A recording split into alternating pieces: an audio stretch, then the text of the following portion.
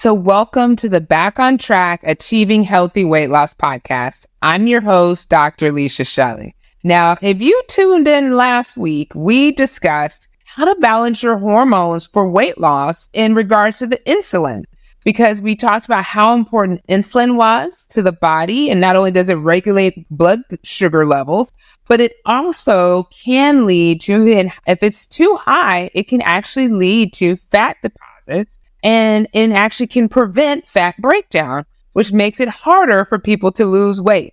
And we talked about ways to improve or balance out that hormone by eating a balanced diet, which is a low carb diet, choosing more complex carbs, limiting our alcohol, increasing our exercise, and then of course, getting a good night's rest. But this week, we're going to focus on cortisol, the stress hormone.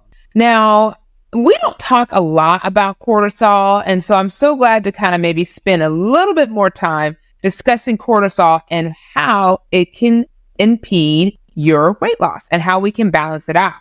Now, cortisol is a steroid hormone produced by the adrenal gland, which is located on top of the kidneys. And we have two kidneys, right and left, or a majority of people do. I know some people don't have it. And cortisol is often referred to as the stress hormone because it's released in response to stress, but it also plays a vital role in many other bodily functions. And we'll talk about this coming up, but it can also affect other hormones that are in the body. So it is actually a very important hormone that we need to discuss. Now, when we talk about that stress hormone, cortisol is part of the body's fight or flight response.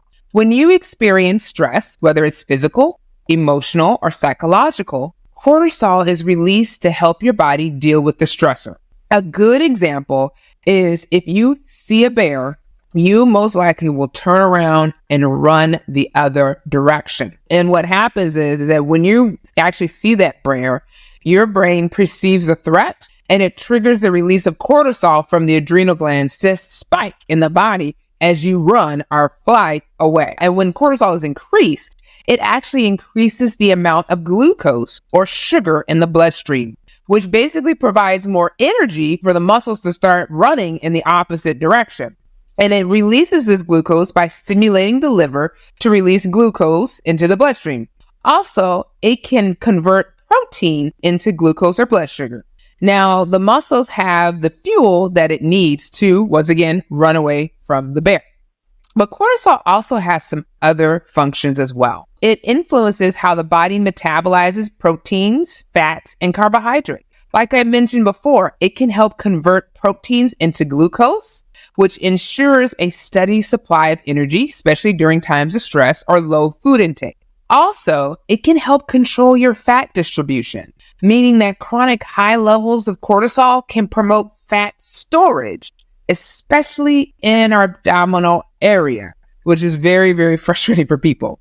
Also, cortisol can have an anti-inflammatory effect, which is useful in controlling the immune response and preventing the body from overreacting to stress or infection. So in lower levels, cortisol can bring down that immune response and prevent the body from overreacting or becoming an anti-inflammatory.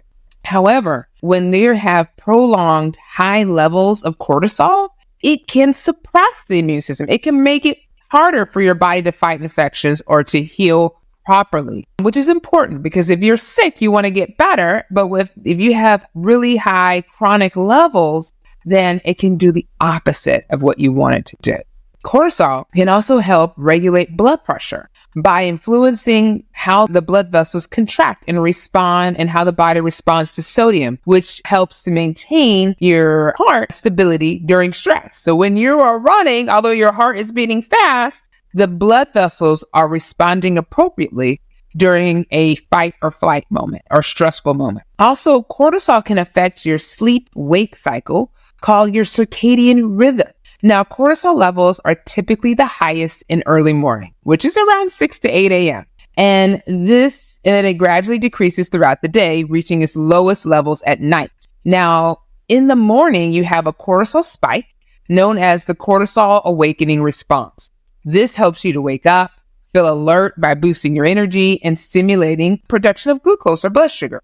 And the lowest levels, like I mentioned, are in the evening, which allows your body to wind down and prepare for rest and support the release of melatonin, a hormone that helps you with improving your sleep or inducing sleep and going to sleep. Now, how can you develop chronically high levels of cortisol? Well, it can be emotional or psychological stress like anxiety, work stress, relationship stress, financial stress, burnout. Also, it could be physical stress like chronic illnesses, infections, or even pain. Also, if you have a poor sleep habit, that too can increase your cortisol levels. And an unhealthy diet that's high in high sugar or even processed foods. And let's not forget the caffeine. Frequent caffeine can cause chronically high levels of cortisol. And if you have deficiencies in vitamins or nutrients, such as magnesium, B vitamins, vitamin C, which help regulate stress response, they can contribute to abnormal cortisol levels. And excessive alcohol consumption and recreational drugs can interfere with the body's ability to regulate cortisol and stress hormones. While alcohol may initially lower stress, like you feel like, ooh, I feel better, its long-term use can contribute to cortisol imbalance. And certain medical conditions such as Cushing's syndrome, hypothyroidism, or chronic inflammation can cause chronically high levels of cortisol. So what happens to your body if you have chronic cortisol level? Well, like I mentioned, cortisol can cause fat deposits, especially around your abdomen, and can lead to weight gain. Also, it can lead to insulin resistance, which increases the risk of type 2 diabetes in some people. Also, it reduces your immune system, which makes the body more susceptible to infections. So for certain infections like shingles, or, you may find that if you're more stressed, you tend to have, you catch an upper respiratory infection, and that happens because of your suppressed immune system. Also, sleep disturbances. When your cortisol levels are constantly high and you don't see that rhythm that you normally see, it throws off your circadian rhythm, and it can lead to insomnia or poor sleep quality. And then also, chronically high levels of cortisol can lead to high blood pressure and increase the risk of heart disease. And then, of course, mood disorders such as anxiety, depression, irritability. Cortisol can lead to that. And chronic stress can negatively impact your brain function, particularly in areas related to memory, learning, emotional regulation. And of course, it can be associated with brain fog, anxiety, and depression. So how can you balance your cortisol levels? Like, what can we do about this, especially since they're now more important? Well, number one, stress management. It's important to find the things that are triggering your stress and incorporate mindfulness practices. You can do prayer, meditation, yoga, deep breathing, just to help the body to manage stress more effectively. Also, exercising moderately, such as regular physical activity. Low impact exercises like yoga, walking can lower cortisol. Avoid overtraining, because sometimes that overtraining can increase your cortisol levels and make it harder to lose weight as well. Also, prioritize your sleep. Aim for 7 to 9 hours of quality of sleep each night to support your hormonal balance. And of course, eating a healthy diet, focusing on whole nutrient foods and reduce sugar and processed foods. Include foods that are high in magnesium, antioxidants, omega-3s, which support your stress reduction.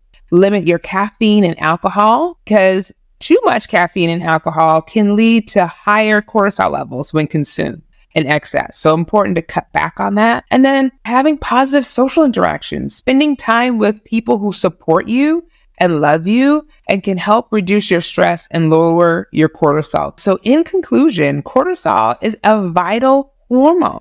And when it's chronically high, it can lead to weight gain, it can lead to stress, it can lead to sleep disturbance, high blood pressure, a suppressed immune system. It can lead to so many things. And so by having a plan for stress management, exercising moderately, prioritizing sleep, and having a healthy diet, these are ways that we can help balance out our cortisol so that, number one, we avoid the chronically high levels, and we can reduce weight gain and help with weight loss. So I hope this has helped. Stay tuned for next week as we continue to talk about hormones and how they affect your weight loss journey.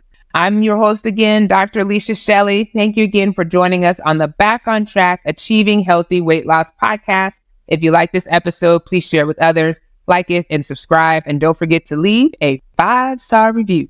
And we'll see you next time.